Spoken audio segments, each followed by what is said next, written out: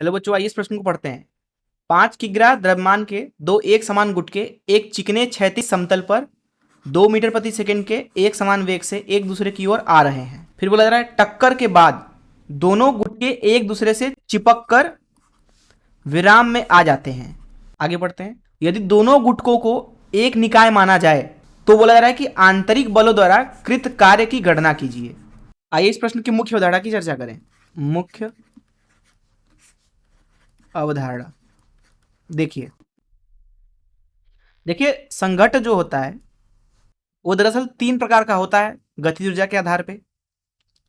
पहला तो होता है प्रत्यास्थ संघट्ट, दूसरा होता है अप्रत्यास्थ संघट्ट, तीसरा होता है आंशिक रूप से प्रत्यास्थ अथवा आंशिक रूप से अप्रत्यास्थ।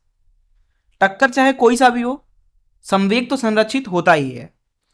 देखिए संवेग संरक्षण जो होता है वो क्वांटम यांत्रिकी में भी लगाया जाता है। संवेग संरक्षण बहुत ही छोटे कणों से लेकर के ब्रह्मांड के बहुत बड़े बड़े कणों के किसी भी प्रक्रिया में संरक्षित हो लगाया जा सकता है, वो संरक्षित होता है। तो इसलिए यहां पे लिखेंगे किसी भी टक्कर में, किसी भी टक्कर अथवा संघट्ट में क्या चीज लिख सकते हैं सदैव? संवेग जो होता है पी सदिश वो सदैव क्या होता है? संरक्षित होता है, संरक्षित। और ये कौन सा संवेग है? ये दरअसल कुल संवेग है। निकाय अथवा टकराने वाले वस्तुओं की कुल संवेग संरक्षित होती है। अर्थात इससे हम ये बोलेंगे कि जो प्रारंभिक संवेग है जिसको हम पी आई सदिश बोल देते हैं, ये होता है अंतिम संवेग के, जिसको हम पी एफ बोल देते हैं। तो जो कुल प्रारंभिक संवेग होगा निकाय अथवा टकराने वाले कणों का, वो कुल संवेग बराबर होगा अंतिम संवेग के। तो ये तो पहली चीज आप समझ लें। दूसरी चीज यहां पे हम ये समझते हैं कार्य ऊर्जा प्रमेय। कार्य ऊर्जा प्रमेय जो होता है हमसे कहता है कि जो सभी बलों द्वारा कार्य होता है, सभी बलों द्वारा वो दरअसल होता है गतिज ऊर्जा में परिवर्तन के बराबर। अर्थात अंतिम गतिज ऊर्जा मान लीजिए के एफ ऋण प्रारंभिक गतिज ऊर्जा मान लीजिए के आई। और जो ये सभी बलों का मतलब ये है यहाँ पे, चाहे वो आंतरिक बल हो, आंतरिक या बाहरी, उन दोनों के कार्य को हमें लेना है यहाँ पे। चाहे वो बल संरक्षी बल हो या हो असंरक्षी, चाहे वो बल नियत हो चाहे चर हो, बल की प्रकृति कुछ भी हो सकती है। उन सभी के द्वारा दिए गए निकाय पे जो कार्य हो रहा है उसको जोड़ दीजिए तो वो बराबर होगा निकाय के अंदर गतिज ऊर्जा के परिवर्तन के। तो इन मुख्य उदाहरणों, चलिए प्रश्न को हल करते हैं।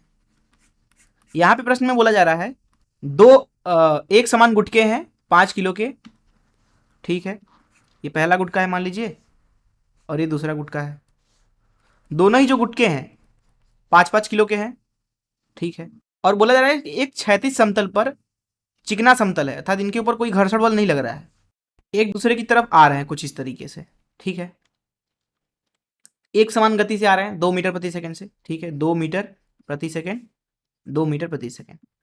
और फिर ये टकरा रहे हैं। टकराने के बाद बोला जा रहा है कि दोनों एक दूसरे के साथ चिपक गए और विराम में आ गए, ठीक है। ये सतह है जिसका कोई घर्षण नहीं है क्योंकि चिकना है, और ये दोनों ही जो गुटके थे ये एक दूसरे के साथ चिपक गए कुछ इस तरीके से मान लीजिए। तो अब क्योंकि अलग अलग गुटके का द्रव्यमान 5-5 किलो था, 5 किलो, अब जो ये पूरा निकाय बन गया, जैसा कि प्रश्न में बोला जा रहा है, इसका द्रव्यमान हो जाएगा 5-5 मतलब 10 किलो। तो ये हो गया अब 10 किलो का, और ये विराम में आ गया। प्रश्न में बोला जा रहा है कि आंतरिक बलों द्वारा कृत कार्य कितना है। देखिए एक चीज यहां पे हम समझते हैं पहले कि विराम में ये आ सकता है कि नहीं। देखिए जो प्रारंभिक में संवेग था दोनों गुटकों का वो 0 है, क्योंकि इसका भी संवेग मान लीजिए इधर दिशा में है, p है, तो इसका भी संवेग p ही है, लेकिन अब विपरीत दिशा में। अब दोनों ही अगर जोड़ दें, क्योंकि विपरीत दिशा में तो 0 है प्रारंभिक संवेग, और अंतिम स्थिति में विराम पे आ गया है पूरा तंत्र, इसलिए अंतिम स्थिति में भी संवेग 0 है, तो ठीक है, यहाँ पे संवेग संरक्षण सही है। प्रश्न में बोला जा रहा है आंतरिक बलों द्वारा कृत कार्य। यहाँ पे वस्तु के ऊपर अगर देखें तो टकराते समय वस्तु के इन दोनों ही गुटकों के ऊपर 3 बल लगेंगे। देखते हैं टकराने की स्थिति। मान लीजिए अभी ये टकरा रहे हैं कुछ इस तरीके से, ठीक है, टकरा रहे हैं एक दूसरे के साथ, और ये सतह है कुछ इस तरीके से। टकराते वक्त इस पहले वाले गुटके के ऊपर की तरफ सतह द्वारा अभिलंब बल लगेगा n, उसी तरीके से इसके ऊपर भी n बल लग रहा होगा। दूसरा, गुरुत्वाकर्षण बल इन दोनों को नीचे की तरफ खींचेगा mg बल से।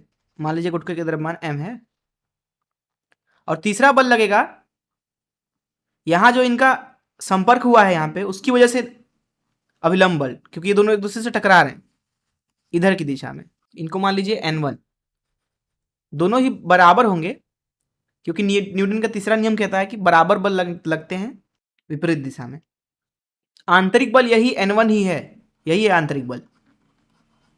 आंतरिक बल ध्यान से अगर आप देखोगे तो इस पूरी प्रक्रिया के दौरान गुरुत्वाकर्षण बल द्वारा जो कार्य है वो शून्य है, क्योंकि जो ये पहला गुटका है ये यहां से यहां आ रहा है इस दिशा में, और गुरुत्वाकर्षण बल नीचे लग रहा है। बल और विस्थापन में कोण जो है वो शून्य है, 90 अंश है, और जो कार्य होता है वो होता है F सदिश डॉट S सदिश, अगर बल नियत है तो। गुरुत्वाकर्षण बल नियत है और विस्थापन हुआ है 90 अंश पे, तो गुरुत्वाकर्षण बल के द्वारा कार्य शून्य है। उसी तरीके से इसके ऊपर भी गुरुत्वाकर्षण बल का कार्य शून्य है। सतह चिकना है तो घर्षण बल है नहीं, तो उसकी बात ही नहीं करेंगे। दूसरा, यहाँ पे N बल इन दोनों के ऊपर लग रहा है ऊपर की तरफ, गुरुत्वाकर्षण बल के विपरीत, और विस्थापन इधर हो रहा है। तो जो ये यहाँ पे नॉर्मल बल है अर्थात अभिलंब बल, उसकी वजह से भी जो कार्य है वो भी शून्य है। इन दोनों का कार्य है थीटा जो है वो 90 अंश है विस्थापन के। अब टकराने से पहले और टकराने से बाद अगर यहाँ पे कुल कार्य लिखें, W कुल बाहरी एवं आंतरिक बलों के द्वारा, तो वो हो जाएगा W आंतरिक बल के द्वारा किया गया कार्य। मान लीजिए N1 बल है तो इस आंतरिक बल के द्वारा किया गया कुल कार्य धन गुरुत्वाकर्षण बल के द्वारा किया गया कुल कार्य धन एक और बल है यहाँ पे ये N, इसके द्वारा किया गया कार्य, ये हो गया कुल बल के द्वारा किया गया कार्य, जो कि आएगा, क्योंकि ये भी शून्य है ये भी शून्य है, तो ये आएगा WN1 अर्थात आंतरिक बल के द्वारा किया गया कार्य। अब जो W कुल होगा उसको लिखा जाएगा गतिज ऊर्जा में परिवर्तन के, अर्थात अंतिम गतिज ऊर्जा ऋण प्रारंभिक गतिज ऊर्जा। अंतिम अवस्था में दोनों ही विराम पे आ गए तो गतिज ऊर्जा शून्य हो जाएगी, ऋण प्रारंभिक गतिज ऊर्जा KI। प्रारंभिक गतिज ऊर्जा का मान लिखा जाएगा यहाँ पे 2 गुणे 1/2 5 गुणे 2 का वर्ग, क्योंकि दोनों के पास इतनी गतिज ऊर्जा होगी तो जोड़ देंगे तो 2 आ जाएगा आगे। तो यहाँ पे हम लिखेंगे जो W कुल है जो कि है WN1 अर्थात आंतरिक बल के द्वारा किया गया कार्य, वो आ रहा है ऋण KI के बराबर, जो कि है ऋण 1/2 गुणे 5 गुणे 2 का वर्ग गुणे 2। तो आपको WN1 मिलेगा आंतरिक बल के द्वारा किया गया कार्य। यहाँ 2 से 2 काट देते हैं, ऋण 5 गुणे 4 जो कि है ऋण 20 जूल। और यही हो जाएगा इस प्रश्न का उत्तर। मैं आशा करता हूँ कि आपको इस प्रश्न का हल जरूर समझ में आया होगा। धन्यवाद।